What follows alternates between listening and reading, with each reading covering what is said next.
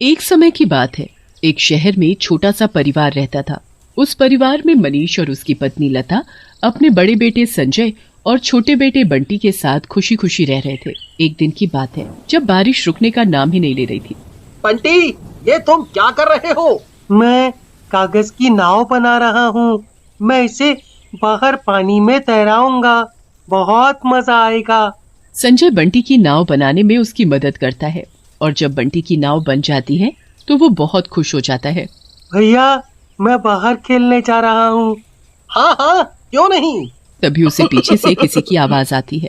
बंटी पीछे मुड़कर देखता है तो एक औरत बहुत सारे गुब्बारे हाथ में लिए खड़ी होती है। बंटी पे इतने सारे रंग बिरंगे गुब्बारे देखकर बहुत खुश हो जाता है। आओ बेटा, मेरे पास आओ।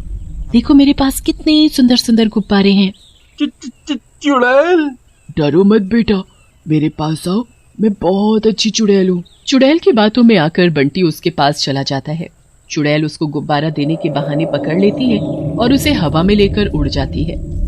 ये मुझे कहाँ ले जा रही हो? छोड़ दो, मुझे जाने दो। चुड़ैल उसे अपने साथ एक खंडहर से घर में ले जाती है जहाँ चारों तरफ गुब्बारे ही गुब्बारे होते हैं।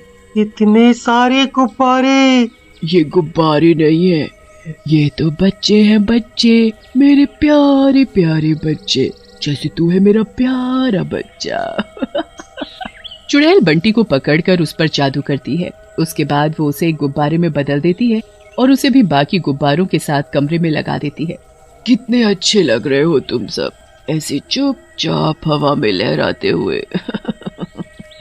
पर अभी तो मुझे और बहुत सारे गुब्बारे चाहिए। ये तो अभी भी कम है। अब मुझे और बच्चों की तलाश करनी होगी ताकि मेरे पास और ज्यादा गुब्बारे इकट्ठे हो सके। बहुत सारे गुब्बारे, बहुत सारे।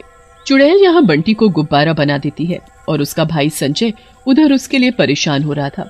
संजय बंटी को ढूंढने बाहर जाता है पर बंटी कहीं नहीं मिलता। फिर संजय की नजर बंटी की नाव पर पड़ती है जो पानी में तैर रही होती है। पर अजीब बात तो ये कि उस नाव पर एक गुब्बारा बंधा हुआ होता है। ये तो बंटी की नाव है, पर उसकी नाव पर ये गुब्बारा कैसा? सब लोग बंटी को एक एक जगह जाकर ढूंढते हैं पर बंटी का कुछ पता नहीं चलता। कुछ दिन में सब इस बात को मानने लगते हैं कि बंटी कभी वापस नहीं आएगा, पर संजय इस बात को मानने को तैयार नहीं होता। एक दिन अपने कमरे में बंटी की उस नाव को हाथ में पकड़े उसे देख रहा होता है। बेटा संजय, तुम कब तक ऐसे उदास रहोगे? हमने इस बात को मान लिया है कि बंटी कभी वापस नहीं आएगा। नहीं माँ, वो आएगा, वो जरूर आएगा। मैं उसे ढूंढ कर लाऊंगा। एक दिन स्कूल की छुट्टियां पड़ जाती हैं। अगले दिन से सब लोग रोज पार्क में मिलते हैं और खूब खेलते हैं।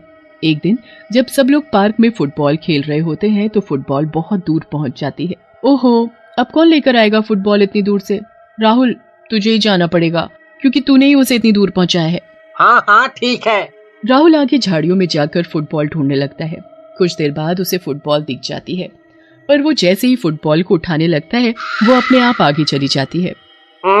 ये फुटबॉल अपने आप बार बार आगे कैसे चली जाती है? रुक। राहुल फुटबॉल के चक्कर में आगे निकल जाता है जहाँ चुड़ैल गुब्बारे लेकर खड़ी होती है। चुड़ैल, डरो मत मुझसे बेटा, मेरे पास आओ, मैं तुम्हें कुछ भी नहीं कहूंगी। राहुल चुड़ैल की बातों में आकर उसके पास चला जाता है। चुड़ैल उसको गुब्बारा देने के बहाने पकड़ लेती है और अपने साथ उड़ाकर अपने घर ले जाती है। वहां वो राहुल को एक गुब्बारा बना देती है और वहीं घर के एक कोने में लगा देती है। और इधर पार्क में संजय और सविता राहुल का इंतजार करते रहते हैं। बहुत देर बाद भी जब राहुल फुटबॉल लेकर वापस नहीं आता तो दोनों उसे ढूंढने निकल पड़ते हैं। कुछ दूर झाड़ियों के पास उनको अपनी फुटबॉल पड़ी मिलती है और उस फुटबॉल पर एक गुब्बारा भी बंधा हुआ होता है। नहीं नहीं, ये नहीं हो सकता। क्या हुआ संजय? ठीक ऐसा ही हुआ था मेरे छोटे भाई बंटी के साथ। वो भी एक दिन अचानक ऐसे ही गायब हो गया था और जिस जगह से वो गायब हुआ था वहाँ ऐसा ही एक गुब्बारा था। क्या? ये तुम क्या बोल रहे हो? मैं सच बोल रहा हूँ सविता। राहुल के साथ भी वही हुआ है और जाने कितने बच्चों के साथ ऐसा हुआ होगा। हमें इसके पीछे की सच्चाई का पता लगाना ही होगा। पर कैसे? कल से हम उन जगहों पर घूमेंगे जहाँ बच्चे खेलते हैं, तभी शायद हम उसको ढूंढ पाएं जो बच्चों को गायब। अगले दिन सविता और संजय हर उस जगह पर घूमने लगते हैं जहाँ बच्चे होते हैं। मैं पानी की बोतल लेकर आता हूँ, तुम यहीं बेंच पर मिलना। संजय पानी लेने चला जाता है और तभी सविता को एक आवाज सुनाई देती है। गुड़िया, मेरी प्यारी गुड़िया, आओ आओ मेरे पास। सविता इधर उधर देखती है पर उसे कोई नहीं दिखता, पर एक पेड़ के पास बहुत सारे गुब्बारे दिखते हैं। वाह, कितने सुंदर और रंग बिरंगे गुब्बारे हैं। सविता उन गुब्बारों के पास जाने लगती है।